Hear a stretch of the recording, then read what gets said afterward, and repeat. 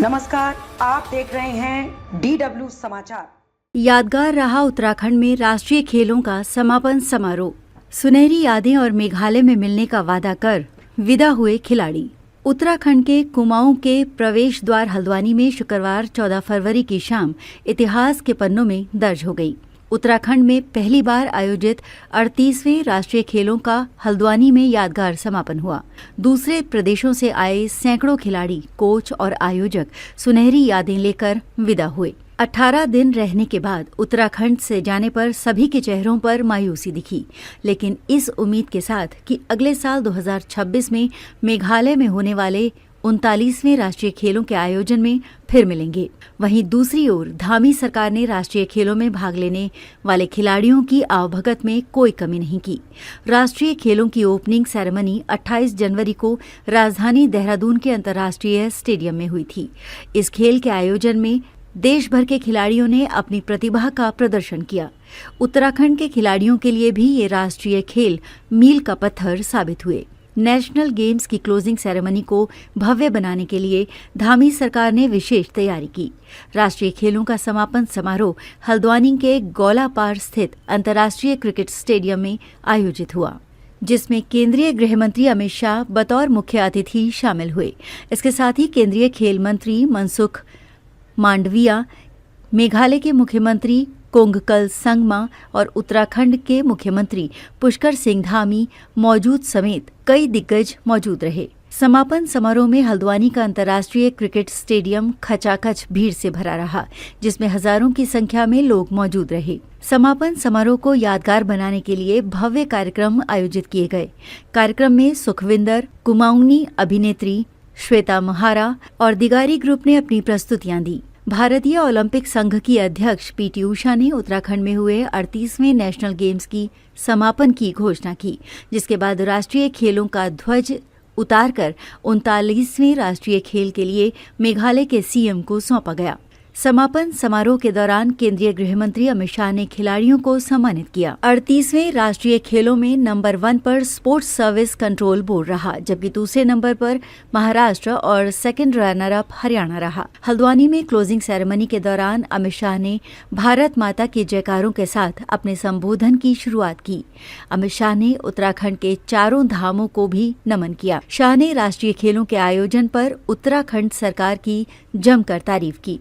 उन्होंने कहा कि राज्य सरकार ने खेलों के लिए प्रदेश में एक बड़ा इंफ्रास्ट्रक्चर तैयार कर दिया है, जिससे खिलाड़ियों को आगे बढ़ने का मौका मिलेगा।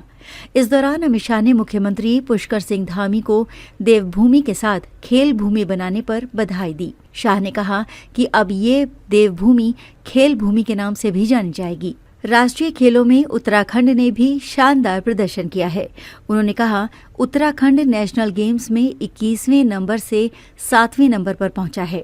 इस दौरान अमित शाह ने सभी खिलाड़ियों को बधाई दी कि देवभूमि अब खेल भूमि बन गई।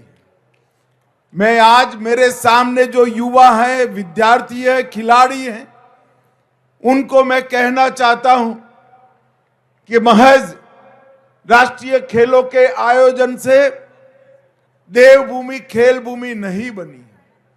धामी जी ने हर जिले में खेलों के इंफ्रास्ट्रक्चर को बढ़ावा दिया, और सबसे बड़ी बात है कि धामी जी ने 21वें स्थान पर से देश के खेलों के नक्शे पर हमारी देवभूमि को 7वें स्थान पर लाने का पुरुषार्थ किया।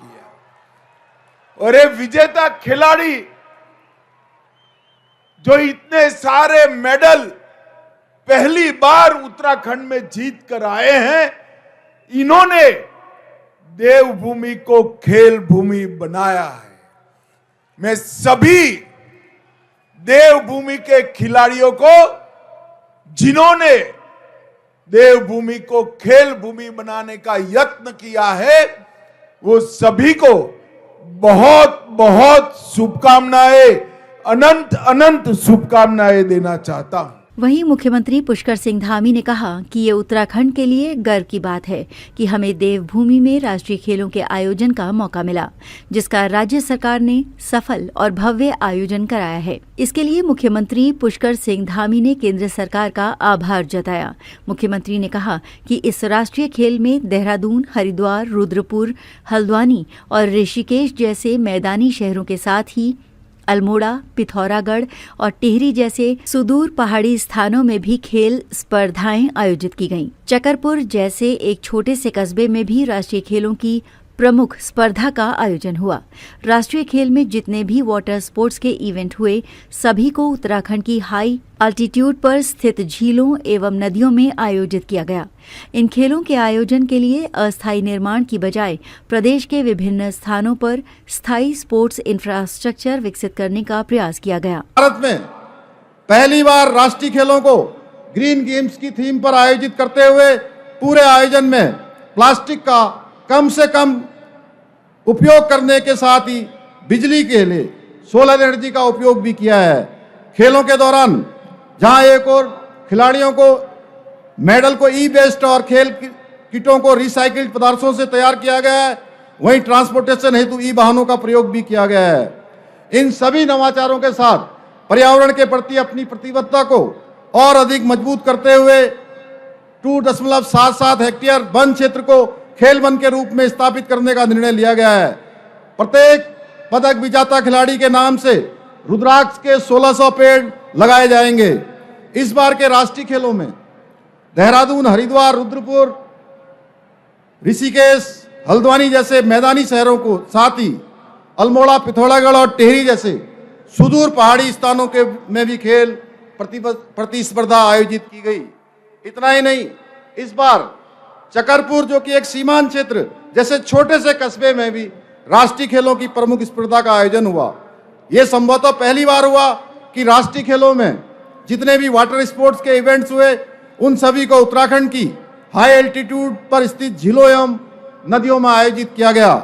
इन खेलों के आयोजन के लिए हमने अस्थायी निर्माण की बजाय प्रदेश की विभिन्न स्थानों पर स्थायी स्पोर्ट इंफ्रास्ट्रक्चर विकसित करने का प्रयास किया है। ये सभी आधारभूत सुविधाएं भविष्य में हमारे खिलाड़ियों के काम आएंगी। मुख्यमंत्री ने कहा कि 38वें राष्ट्रीय खेलों को सफलतापूर्वक आयोजन के साथ उत्तराखंड ने इन खेलों में 24 स्वर्ण पदकों के साथ रिकॉर्ड 103 पदक अर्जित किए। इन परिणामों से हमारे युवा खिलाड़ियों को प्रेरणा मिलेगी। उन्होंने कहा कि अतिथि देवो भव की प्राचीन परंपरा के अनुसार खेलों के आयोजन के दौरान प्रयास किया गया कि विभिन्न राज्यों से पधारे खिलाड़ियों और स्पोर्ट्स स्टाफ को किसी भी प्रकार की कोई समस्या न हो।